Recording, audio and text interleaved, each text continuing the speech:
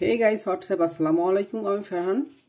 Freelancing internet থেকে আয় লেখক ফ্রিল্যান্সার নাসিমের পঞ্চম পাঠে আপনাদেরকে স্বাগতম। কোন কাজটি শিখতে হবে সেটি জানার জন্য প্রায় 16টি ক্যাটাগরি নিয়ে আলোচনা করা হয়েছে।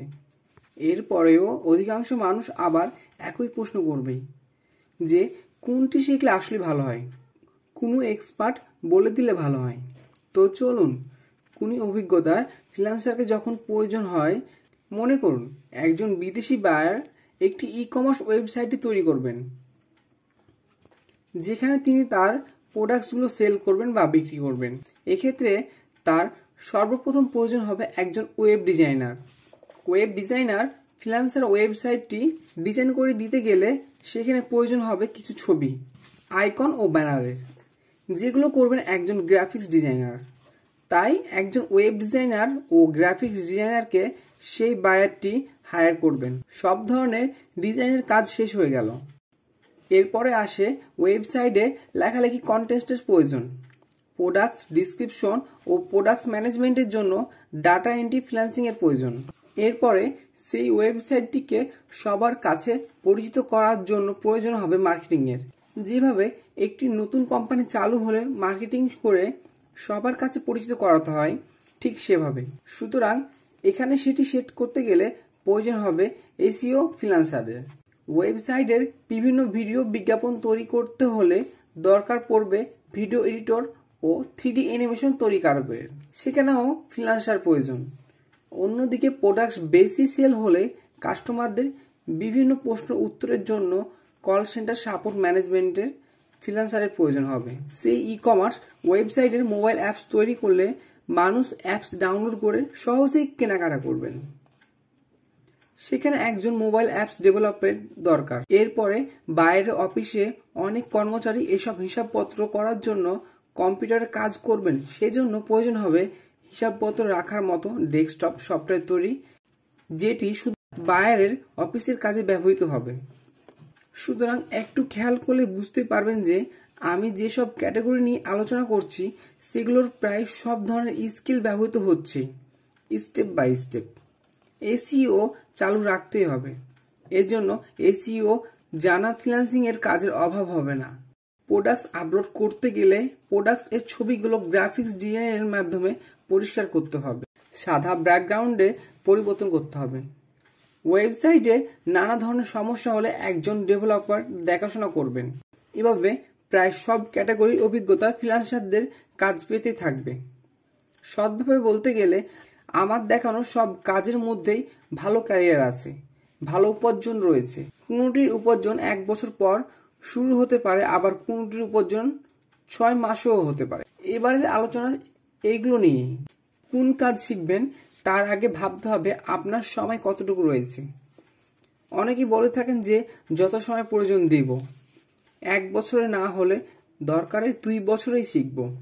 আসলে আমি এসব বিষয়ে আলোচক হিসেবে এতটুকু অভিজ্ঞতা পেয়েছি যে সবার ধৈর্য এক নয়। একটু খেয়াল করে দেখুন, পূর্বে একটি অধ্যায় ছিল যেখানে বলা হয়েছিল যে ফ্রিল্যান্সিং এর কাজ শিখতে হলে কি কি জানতে হবে। সেখানে কম্পিউটার ও ইন্টারনেটে ইত্যাদির উপরে জোর দেওয়া হয়েছিল বেশি। একজন ভালো দক্ষ ব্যক্তির কাছে ওয়েব ডিজাইন, ওয়েব ডেভেলপমেন্ট থেকে শুরু করে বাকি সব কাজগুলো শিখতে দৈনিক 7 থেকে 8 ঘন্টা পরিচর্যার মাধ্যমে 6 মাস থেকে 2 থেকে 3 বছর পর্যন্ত সময় লাগতে পারে। যদি আমার কথা বলি, তবে আমি যখন নবম ও দশম শ্রেণীর মাঝামাঝিতে ছিলাম তখন থেকে শুরু করে প্রায় 6 মাসের মধ্যে সব শিখে ফেলেছিলাম। এক্ষেত্রে ওয়েব ডিজাইন শিখতে আমার সময় লেগেছিল 1 মাসের মতো, আর ওয়েব ডেভেলপমেন্ট শিখতে সময় লেগেছে 4 থেকে 5 মাস মতো। মূলত এখানে সিক্রেট হচ্ছে যাদের বয়স একটু কম, আমরা জানি তাদের ব্রেন খুব শার্প হয়। কোনো কিছু শিখতে গেলে তাদের সময় বড়দের থেকে একটু কম লাগে। তবে যে স্কুল কলেজে পড়ে এইসব কাজ শিখতে গেলে পড়ালেখার পাশাপাশি দৈনিক 24 ঘন্টার মধ্যে 5 থেকে 7 ঘন্টা সময় দিলে প্রায় 1 বছরে একজন ভালো ওয়েব ডিজাইনার হতে পারবে। আমার দেখানো 16টি ক্যাটাগরির মধ্যে সবচেয়ে কঠিন কাজগুলো হচ্ছে web design, web development, mobile apps ও কম্পিউটার সফটওয়্যার তৈরি কাজগুলো। বাকিগুলো প্রায় সহজ। এই কঠিন কাজগুলো শিখলে সুবিধা বেশি। যেমন আপনি ইনস্ট্যান্ট পেমেন্ট নিয়ে কাজ করতে পারবেন। মানে হচ্ছে কেউ আপনাকে একটি ওয়েব ডিজাইন বা সফটওয়্যার তৈরি করতে দিল, আপনি তা 1 সপ্তাহ বা 1 মাসে শেষ করে একটি ভালো অ্যামাউন্টের পেমেন্ট পাবেন। অন্যদিকে আপনি যদি গুগল অ্যাডসেন্স নিয়ে ইউটিউব বা ওয়েবসাইটের মাধ্যমে আয় করতে চান, তবে আপনাকে আগে ভিজিটর বাড়াতে হবে, আর তারপরে আপনার ইনকাম ধীরে ধীরে বাড়তে শুরু করবে। এখানে সাধারণত পুরো ডিসিশনটি আপনার ওপর। এরপরও আমি একজন এক্সপার্ট হিসাবে আমার তরফ থেকে বয়স ও পেশা অনুযায়ী কোন কাজটি শিখলে ভালো হবে তা আমার মতামত অনুযায়ী দেওয়ার চেষ্টা করছি। এটি সবাইকে না মানলেও চলবে। বয়স ও পেশা অনুযায়ী যে কাজগুলো শিখতে পারেন। যদি আপনি অনার্স মাস্টার্স শেষ না করে থাকেন, তাহলে আমি অবশ্যই আপনাকে সাজেস্ট করব web design, web development, mobile apps, software development, graphics design ইত্যাদি থেকে যে কোনো একটি কাজ শেখা শুরু করুন। অথবা আপনার যেটি ভালো লাগে সেটিও আপনি করতে পারেন। আমার এগুলোতে বেশি জোর দেওয়ার একটাই কারণ, আর সেটি হচ্ছে যে বর্তমান ওয়ার্ল্ড এখন অনেক এগিয়ে গেছে, আর সেটি বিবেচনা করে দেখা যায় কোডিং, প্রোগ্রামিং, রোবোটিক্স সিস্টেমের ব্যবহার দিন দিন বাড়ছে। এমন একটি সময় আসবে যখন প্রায় সব ধরনের কাজ রোবটের দ্বারা করা সম্ভব হবে। তখন এইসব আর্টিফিশিয়াল ইন্টেলিজেন্ট ব্যবহারে কোডিং, প্রোগ্রামিং এর প্রয়োজন হবে। অন্যদিকে পুরো পৃথিবীর ব্যবসা বাণিজ্য দিনে দিনে অনলাইন ভিত্তিক হচ্ছে। সেদিকে খেয়াল রেখেও কোডিং, প্রোগ্রামিং এর কাজগুলো জানা থাকলে ভালো কোম্পানিতে চাকরি পেতে পারেন অথবা ফ্রিল্যান্সিং করতে পারবেন। অন্যদিকে আপনার লেখাপড়ার সার্টিফিকেট তো রয়েছে, আপনার একটি আলাদা অতিরিক্ত অভিজ্ঞতা রয়ে গেল। অন্যদিকে ছেলেরা যারা অনার্স মাস্টার্স শেষ করছেন, চাকরি করছেন বা পাননি, বা মেয়েদের মধ্যে যদি গৃহিণী হয়ে থাকেন বা চাকরি করছেন, তাদের অবশ্যই বলবো যে কোডিং, প্রোগ্রামিং এর কাজগুলো শেখার জন্য 5 থেকে 6 মাস চেষ্টা করুন। যদি আপনাদের মনে হয় যে এটি শিখতে ভালো লাগছে এবং আপনি শিখতে পারবেন, আপনার ধৈর্য রয়েছে, সময় রয়েছে, তবে আপনারাও এসব শিখুন। আর যদি একদমই না হয়, তাহলে সবচেয়ে ভালো হবে গ্রাফিক্স ডিজাইন শেখা। ভালোভাবে কাজ শিখে শুরু করতে পারেন, এটি শিখতেও ভালো লাগবে। এরপরও যদি না হয়, গুগল অ্যাডসেন্স থেকে আয় করা যায় ডাটা এন্ট্রি বা ড্রপ শিপিং। গুগল অ্যাডসেন্স করতে গেলে যেহেতু আপনার ইউটিউব বা ওয়েবসাইটের প্রয়োজন হচ্ছে, আপনাকে যে কোনো একটি চয়েস করতে হবে এবং ওয়েবসাইট চয়েস করলে ভালো হবে যদি ইংরেজিতে সব লেখালেখি করতে পারেন। বাংলায় লিখলে আয় কম হবে, বাংলায় লিখে হবে $30 থেকে $40। সুতরাং এই ছিল আমার মতামত। অন্যদিকে ক্যাটাগরি ডেসক্রিপশন অধ্যায়ে সব কাজের ধরন সম্পর্কে আলোচনা করা রয়েছে। প্রয়োজনে বারবার পড়ে নিজেই ঠিক করুন আপনি কোনটি শিখবেন। এসব কাজ কোথায় শেখা হচ্ছে। আমি এ পর্যন্ত যে ক্যাটাগরিগুলো নিয়ে আলোচনা করেছি সেগুলো সব শেখার জন্য সাধারণ শিক্ষা প্রতিষ্ঠানের বাইরেও 2টি রাস্তা রয়েছে, ইউটিউব, ট্রেনিং সেন্টার। আমি একজন এক্সপার্ট হিসেবে শুধু এতটুকু বলতে চাই যে সবচেয়ে ভালো হবে ইউটিউব থেকে শিখলে। এক্ষেত্রে আপনার অনেক অর্থ বেঁচে যাবে। যে জিনিসটি আপনাকে ট্রেনিং সেন্টারে শিখতে গিয়ে 15 থেকে 30 হাজার টাকা শিখতে হবে, সেটি আপনি চাইলে নিজেই ইউটিউবে বাড়িতে বসেই ফ্রি শিখতে পারেন। এখন আপনি ভাবতে পারেন যে একা একা ইউটিউবে কিভাবে সম্ভব। হ্যাঁ, সম্ভব বলে আমি 2010 থেকে 2012 সালের দিকে শুধু ওয়েবসাইটে আর্টিকেল পড়ে আর অল্প কিছু ভিডিও দেখে শিখেছি। আর আজকের যুগে তো হাজার হাজার কোর্সের ভিডিও ফ্রি আপলোড করা রয়েছে, হচ্ছে এবং হতে থাকবে। আপনার মনে আবারও প্রশ্ন হতে পারে যে ফ্রিল্যান্সার নাসিম তো আর সবাই হতে পারে না, সবার ব্রেন তো এক হতে পারে না। হ্যাঁ, আমি নিজেও মানি, কিন্তু এই কথাটি বলে যত % মানুষ নিজেকে দুর্বল ভেবে ফাঁকি দেয়, প্রকৃতপক্ষে সবাই এতটা দুর্বল নয়। সুতরাং কে কতটা দুর্বল সেটি বিবেচনা না করে ট্রেনিং সেন্টারে যাওয়ার আগে ইউটিউবে 2 মাস প্রতিদিন 5 থেকে 7 ঘন্টা করে আপনার পছন্দের কাজটি শেখার জন্য ভিডিও কোর্সগুলো দেখতে থাকুন। শেখার চেষ্টা করুন, নির্দেশনাগুলি ফলো করুন। আপনি নিজে বুঝতে পারবেন যে আপনার ইউটিউব দিয়ে কাজ শেখা হচ্ছে কিনা। নাকি ট্রেনিং সেন্টার প্রয়োজন। ইউটিউবের কোন চ্যানেলের ভিডিও দেখতে হবে সেগুলোর রেফারেন্স শেষের পাতায় দেওয়া রয়েছে। ইউটিউব থেকে যেভাবে শিখবেন, আপনি এই বইয়ের মধ্যে 16টি ক্যাটাগরির মধ্যে যে কাজটি শিখতে চাচ্ছেন সেগুলো আপনি এই বইয়ের মধ্যে দেওয়া 16টি ক্যাটাগরির মধ্যে যে কাজটি শিখতে চাচ্ছেন সেগুলোর টাইটেলগুলো নিয়ে একটি স্পেস দিয়ে লিখতে হবে টিউটোরিয়াল, তারপরে সার্চ করতে হবে। যেমন HTML টিউটোরিয়াল, CSS টিউটোরিয়াল, এভাবে এক এক করে সার্চ করে শিখতে হবে। আপনাকে 1 2 3 এভাবে সিরিয়ালি দেখতে হবে। একটু লক্ষ্য করুন, যেখানে টিক চিহ্ন দেওয়া রয়েছে সেখানে 32টি ভিডিও দেওয়া আছে। এরকম শুধু একটি প্লে লিস্ট দেখলেই হবে না। HTML টিউটোরিয়াল লিখে সার্চ করার পরে স্ক্রল করতে গেলে আপনি এরকম অনেক সিঙ্গেল ভিডিও পাবেন এবং প্লে লিস্ট পাবেন। আপনাকে সেই প্লে লিস্টগুলোর মধ্যে কমপক্ষে 5টা করে প্লে লিস্টে ভিডিও দেখতে হবে। একই ভিডিও 5 জনের চ্যানেল থেকে দেখার জন্য বলা হচ্ছে একটাই কারণে, সেটি হলো আপনি যদি 5 জনের কাছে একটি সেম জিনিস শিখতে যান তবে অনেক নতুন কিছু শিখতে পারবেন এবং সেটি আপনার পারফেক্টভাবে শেখা হবে। এভাবেই আপনাকে শিখতে হবে। শুধুমাত্র 2 থেকে 3টা টিউটোরিয়াল দেখে শেখা সম্ভব নয়। সুতরাং ওয়েব ডিজাইন শিখতে গেলে যে আইটেমগুলোর কথা বলা হয়েছে সেগুলো প্রত্যেকটি আলাদা আলাদা করে শিখতে হবে। যেমন HTML, CSS, JavaScript, jQuery, bootstrap ইত্যাদি। এগুলোর প্রতিটির শেষে টিউটোরিয়াল কথাটি যুক্ত করে সার্চ করে আপনাকে বিভিন্ন প্লে লিস্ট থেকে দেখে শিখতে হবে। আপনি যদি গ্রাফিক্স ডিজাইন বা অন্য কোনো শিখতে চান তাহলে ঠিক একইভাবে আপনাকে সার্চ করতে হবে। টিউটোরিয়াল শব্দটির ব্যবহার করে সার্চ করতে হবে এবং বিভিন্ন প্লে লিস্ট দেখতে হবে। কোনো প্লে লিস্ট কম, আবার কোনো প্লে লিস্টে বেশি ভিডিও থাকতেও পারে। আপনাকে সব ভিডিও দেখতে হবে। গ্রাফিক্স ডিজাইনের জন্য সার্চ নিজের মতো করে করতে পারেন। দেখুন সার্চটি কীভাবে করা হয়েছে। এভাবে আপনি বইয়ে দেওয়া 16টি ক্যাটাগরি থেকে যে কোনো একটি নিয়ে সার্চ করে প্লে লিস্ট থেকে শিখতে পারবেন। মনে রাখবেন আপনাকে অবশ্যই কমপক্ষে 5টি প্লে লিস্ট দেখতে হবে, অর্থাৎ আপনাকে 5 জনের প্লে লিস্ট দেখতে হবে। বিভিন্ন জন বিভিন্নভাবে বোঝাবে, কিন্তু নতুন নতুন আইডিয়া পাবেন। আমার ইউটিউব চ্যানেল থেকে ওয়েব ডিজাইন ও ডেভেলপমেন্ট যেভাবে শিখবেন, ইউটিউবে গিয়ে সার্চ করুন ফ্রিল্যান্সার নাসিম, তারপরে আমার ইউটিউব চ্যানেল ওপেন হবে। এরপরে প্লে লিস্টে ক্লিক করুন, তারপরে বিভিন্ন প্লে লিস্ট পাবেন।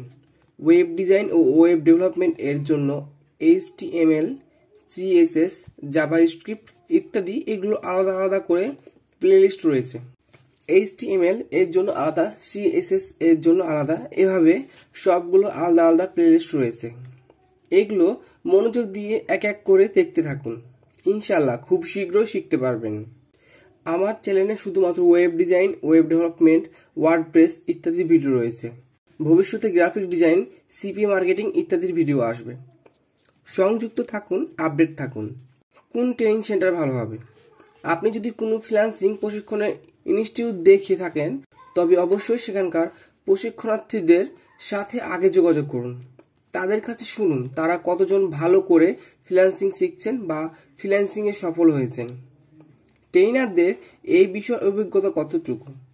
কাজ শিখে কোথাও না কাজ করে সরাসরি কাজ শেখানোর অভিজ্ঞতা, আর কাজ শিখে ফ্রিল্যান্সিং এর কাজ করে অভিজ্ঞতা নিয়ে তারপরে কাউকে শেখানো আকাশ জমিন তফাৎ। সুতরাং বর্তমানে প্রতারণার শিকার অনেকেই হচ্ছে বলে সেদিকে সবাই সতর্ক থাকবে।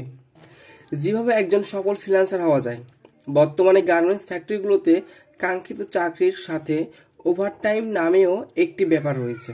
এর মানে হচ্ছে যে আপনি যদি একজন কর্মচারী হয়ে থাকেন তবে সকাল 9টা থেকে বিকাল 5টা পর্যন্ত আপনার অফিস থাকে, কিন্তু আপনি যদি রাত 8টা বা 10টা পর্যন্ত বেশি কাজ করেন বা ওভারটাইম করেন তাহলে আপনাকে আরও বাড়তি স্যালারি প্রদান করা হবে।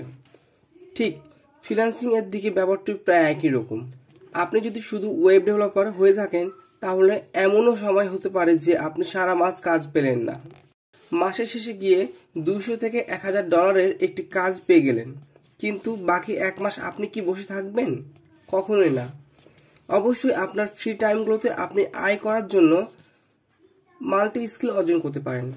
যেমন আমি একজন ওয়েব ডেভেলপার হয়েও পাশাপাশি ডাটা এন্ট্রির কাজ করে থাকি, আবারও কখনো গ্রাফিক ডিজাইনের কাজ করে থাকি, আবারও কখনো কল সেন্টারের সাপোর্ট ম্যানেজার হিসেবেও কাজ করি, ভার্চুয়াল অ্যাসিস্ট্যান্ট হিসেবেও কাজ করি, কারণ আমি এইসব অভিজ্ঞতা রয়েছে। কিন্তু এইসব একদিনে হয়নি। আমি আগে ওয়েব ডেভেলপমেন্ট শিখেছি, ভালোভাবে কাজ করার পরে পাশাপাশি সেগুলোও শিখেছি। আর এসবের জন্য জীবন থেকে অনেক বিনোদনের সময়কে স্যাক্রিফাইস করতে হয়েছে, অনেক ঘুমকে স্যাক্রিফাইস করতে হয়েছে। তাই বলতে চাই, যত পরিশ্রম তত উন্নতি। কতটুকু শিখলে কাজ শুরু করা যাবে? কতটুকু শিখলে কাজ শুরু করা যাবে তা নির্ভর করে আপনি যে কাজটি করবেন সেটি কী ধরনের। এক্ষেত্রে আপনার কাজ শেখার পরে যদি মনে হয় আমি কাজ করার জন্য প্রস্তুত, তাহলে ফ্রিল্যান্সিং মার্কেট প্লেসে ভিজিট করে প্রজেক্টগুলো দেখুন, প্রজেক্টের ডিসক্রিপশন ভালো করে পড়ুন। পড়ার পর যদি মনে হয় বায়ার যে ডিমান্ডগুলো দিয়েছে সেগুলো আপনি করতে পারবেন, তাহলে আপনি সেই প্রজেক্টের জন্য প্রস্তুত। কাজ শিখলে যে আপনি সবগুলো প্রজেক্ট করতে পারবেন এমনটি নয়। ক্যারিয়ার পরিকল্পনা নিয়ে কিছু মোটিভেশন। আমরা অনেকেই বলে থাকি যে দেশে চাকরি পাওয়া যায় না, আবার অন্যদিকে বলা হয় যে যোগ্য প্রার্থী নেই। কিন্তু বাস্তব হলো যোগ্য ক্যারিয়ার পরিকল্পনা নেই। আমি একটি ছোট্ট হিসাব দিচ্ছি, একটু ভেবে দেখুন। আপনি যদি গ্র্যাজুয়েশন শেষ করে তারপর চাকরি খোঁজেন, তবে হয়তো আপনার শিক্ষা অনুযায়ী চাকরিটি পেতে জুতা ক্ষয় হবে, হয়তো একদিন পেয়েও যাবেন। খুব কম মানুষই আছে যারা প্রথমবারে একটি ভালো স্যালারির চাকরি পেয়ে থাকেন। তাদের কথা না হয় বাদ দেওয়া যাক। গ্র্যাজুয়েশন শেষ করে আর ভালো চাকরি পেতে আমাদের প্রায় 27 থেকে 28 বছর সময় লাগে। আবার এমনিও হয় যে 30 বছরেও ভালো চাকরি মেলে না। অন্যদিকে ব্যবসা করার মন মানসিকতা থাকে না। 30 বছরে মাত্র এই জিনিসটি পিছনে দৌড়ালেন, বাঁচবেন কতদিন? গড়ায়ও 60 থেকে 65 বছর ধরে নিন, বাকিটা আল্লাহর ইচ্ছা। জীবনের প্রায় 50% দিয়ে দিচ্ছেন লেখাপড়া আর চাকরি খোঁজার পেছনে। মা বাবাকে সাপোর্ট করবেন কখন, নিজের ফ্যামিলি তৈরি করবেন কখন, আর বাকি 50% লাইফে ভালো কিছু হবে বলে মনে হচ্ছে কি? হওয়ার সম্ভাবনা রয়েছে, কিন্তু সেই রকম মানসিকতা, এনার্জি আর প্যাশন আমাদের দেশের মানুষের নেই বললে চলে। সুতরাং এভাবে চিন্তা করে জীবনে কখনো বড় কিছু হওয়া যায় না। জীবনে সফলতা আর সার্থকতা চাইলে স্কুল কলেজ জীবন থেকে নিজের ভবিষ্যৎ পরিকল্পনা করতে হবে। শুধু লেখাপড়ার জীবনের প্রায় 50% সময় দিলে আপনি আর উঠতে দাঁড়াতে নাও পারেন। শুধু লেখাপড়ায় জীবনের প্রায় 50% দিলে আপনি আর উঠতে দাঁড়াতে নাও পারেন। তাই যা করার সময় থাকতে করে নিন। প্রশ্ন আসতে পারে যে কি করা যায়? হ্যাঁ, অনেক কিছু করা যায়। কমফোর্ট জোন থেকে বের হতে হবে, আউট অফ দ্য বক্স চিন্তা করতে হবে, তাহলে ভালো কিছু করা সম্ভব।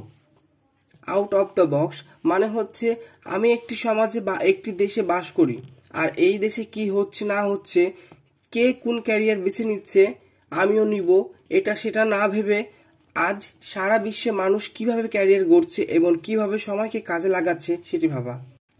আজকে আমার মতো যুবক যুবতীর সময় নষ্ট করার মাধ্যম ফেসবুক ও ইউটিউব সহ বিভিন্ন সোশ্যাল মিডিয়া।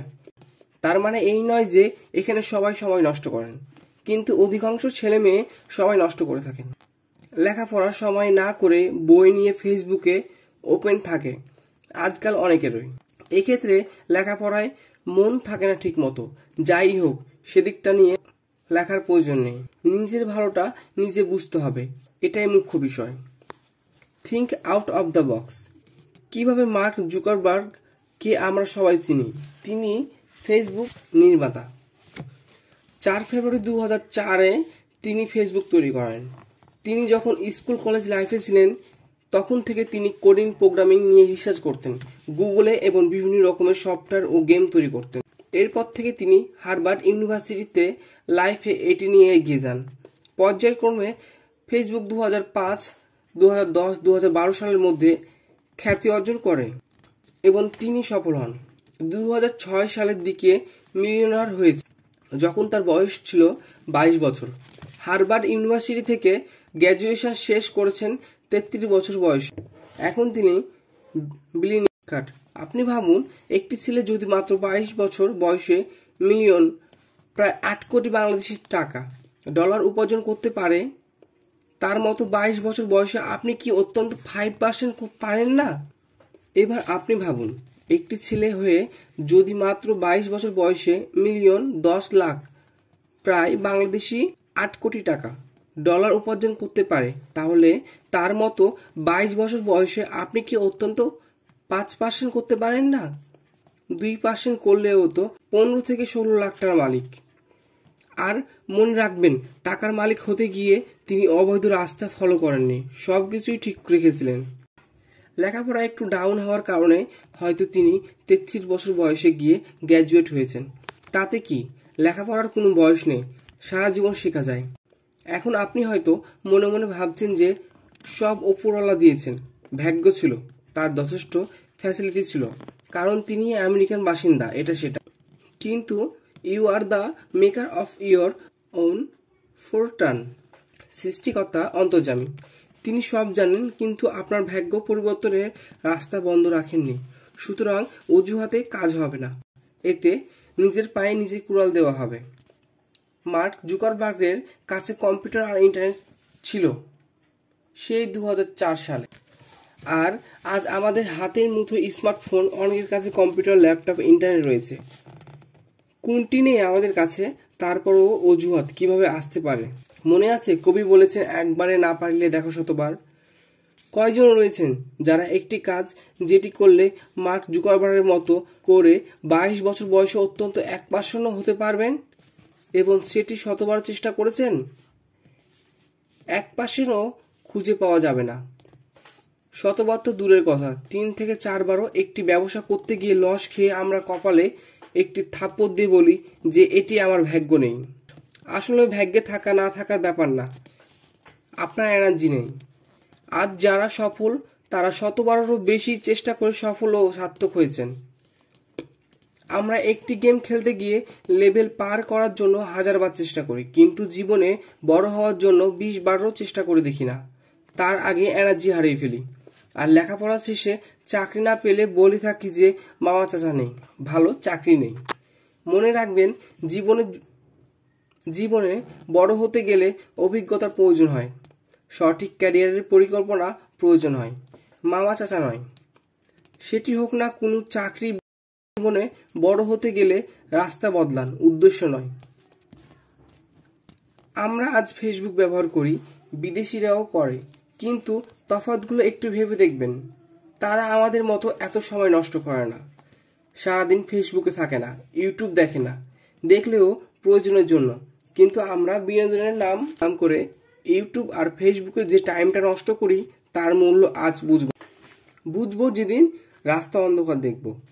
বর্তমানে আপনি যে বয়সে রয়েছেন, যদি সেলফ ডিপেন্ড না হয়ে থাকেন, তবে আপনার মাথার উপরে যে ছায়া বা সাপোর্টদাতা রয়েছেন তাকে বাদ দিয়ে 5 মিনিট নিচের অবস্থান চিন্তা করুন।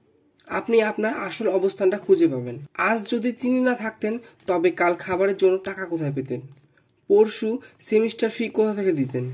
বাবার অনেক টাকা রয়েছে, ব্যাংক ব্যালেন্স রয়েছে, কিন্তু শেষ হতে দেরি নেই। আল্লাহ চাইলে সব এক নিমিষেই ধ্বংস করে দিতে পারেন। এইরকম অনেক দেখা যায়। অনেকের ইন্ডাস্ট্রি আগুনে পুড়ে যায় আর উঠে দাঁড়াতে পারেন না। অনেকের অসুস্থতায় সব ধ্বংস হয়ে যায়। সুতরাং বাবার রয়েছে ভেবে ক্যারিয়ার পরিকল্পনা না থাকলে জীবনে সফল হওয়া সম্ভব নয়। অন্য মানুষের যেভাবে ভাববে। প্রায় সময় আমরা এমন কিছু কাজ শিখতে গিয়ে ভাবি যে এই কাজটি করলে হয়তো আশেপাশে মানুষ খারাপ ভাববে, কিন্তু আপনি হয়তো এটি জানেন না যে সেই কাজের মাধ্যমে আপনার ভালো একটি হতে পারত, যেটি আপনি করেননি শুধু অন্যের কথা না শোনার জন্য। তবে একটি কথা ভেবে দেখুন, অন্যরা কি ভাববে সেই কথাই যদি আপনি নিজেও ভাবেন, তাহলে তারা কি ভাববে? সুতরাং সেই ভাবনায় কথাগুলো তাদের ভাবতে দিন। আপনি আপনার কাজ চালিয়ে যান। সফলতার সিক্রেট। আমরা সবাই সফল হতে চাই, কিন্তু তার জন্য ঠিকমতো নিয়ম অনুযায়ী কাজ করতে চাই না। সফলতার সিক্রেট হলো, সফল মানুষেরা সেই সব জিনিসগুলো করার অভ্যাস করেছে যেগুলো অসফল মানুষেরা করতে পছন্দ করে না। আমারও সকালে ঘুম থেকে উঠতে ভালো লাগে না, আপনারও সকালে ঘুম থেকে উঠতে ভালো লাগে না, কিন্তু আমি রোজ সকালে ঘুম থেকে ওঠার অভ্যাস করেছি। আমারও সকালে ঘুম থেকে উঠে পড়তে বসতে ভালো লাগে না, আপনারও ভালো লাগে না, কিন্তু আমি রোজ সকালে ঘুম থেকে উঠে পড়তে বসে বসে অভ্যাস করেছি। আমারও বিকেলবেলা বন্ধুদের সাথে আড্ডা না মারলে ভালো লাগে না, আপনারও ভালো লাগে না। কিন্তু আমি রোজ আড্ডা না দিয়ে আড্ডা কমিয়ে ফেলেছি। আমারও ফেসবুক ব্যবহার না করলে ভালো লাগে না, আপনারও ফেসবুক ব্যবহার না করলে ভালো লাগে না। কিন্তু আমি ফেসবুকে না ঢুকে অকাজে ফেসবুক ব্যবহার না করে অভ্যাস করে ফেলেছি। আমারও গভীর রাত পর্যন্ত বই পড়তে ভালো লাগে না, আপনারও গভীর রাত পর্যন্ত বই পড়তে ভালো লাগে না। কিন্তু আমি গভীর রাত পর্যন্ত বই পড়তে অভ্যাস করে ফেলেছি। আমার অন্যর কাছে কোনো কিছু শেখার জন্য অনুরোধ করতে লজ্জাবোধ করি, ইগো প্রবলেম অনেক। আপনারও এটি হয়। কিন্তু আমি জীবনের প্রতিটি ক্ষেত্রে যখন ঠেকে গিয়েছি আরেকজনের কাছে শিখে নিয়ে এখন বাংলাদেশের সবচেয়ে বড় বেশরম হয়ে গিয়েছে। সুতরাং সফল মানুষেরা সেটি করে যেটি এভারেজ মানুষদের ভালো লাগে না, এটি তফাৎ। কিন্তু এর মানে কি যে অসফল ব্যক্তিরা যেটি করতে পছন্দ করে না বা ভালো লাগে না সেটি সফল ব্যক্তিদের করতে ভালো লাগে? উত্তরটি নেগেটিভ। সফল ব্যক্তিদেরও এই কাজগুলো করতে ভালো লাগে না, কিন্তু তারা স্যাক্রিফাইস দিয়ে করে। পক্ষান্তর, আমারও টিভি দেখতে ভালো লাগে, আপনারও টিভি দেখতে ভালো লাগে, কিন্তু আপনি টিভি দেখতে বেশি দেখার অভ্যাস করে ফেলেছেন, আর আমি না দেখে না দেখার অভ্যাস করে ফেলেছি।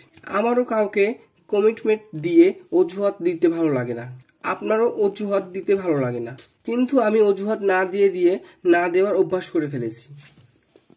আপনি হয়তো অজুহাত দিয়ে দেওয়ার অভ্যাস করে ফেলেছেন। আমারও রাত জেগে ভিডিও টিউটোরিয়াল দেখে ভালো কিছু শিখতে ভালো লাগে না, আপনারও ভালো লাগে না। আপনি হয়তো নাটক, সিনেমা বা মিউজিক ভিডিও দেখতে অভ্যাস করে ফেলেছেন, আর আমি টিউটোরিয়াল দেখতে অনেক কিছু শিখে ফেলেছি। সুতরাং your habits are your success. আপনার অভ্যাসগুলো আপনার সফলতা। তারপরেও সফলতা খুব অল্প মানুষের মধ্যে আসে। শেষ কথা, অভিজ্ঞতা থেকে শুধু এটুকুই বলবো, আমরা আরেকজনকে দেখে অনুপ্রাণিত হই ঠিকই, কিন্তু তার মতো করে চলতে পারি না বলেই আমরা সফল হতে পারি না। আমি যে সময় রাত জেগে বইটি লিখেছি সে সময় হয়তো আমাকে দেখে অনুপ্রাণিত হওয়া অনেক মানুষ ফেসবুক নিয়ে ব্যস্ত ছিলেন। আমার আর তাদের মধ্যে এটুকু তফাৎ। সুতরাং আপনি যাকে আইডল ভাবেন, যাকে দেখে অনুপ্রাণিত, যদি নিজের চলাফেরা, ব্যবহার, ম্যাচুরিটি তাদের মতো সাজাতে না পারেন তাহলে আপনি কখনো তার মতো হতে পারবেন না।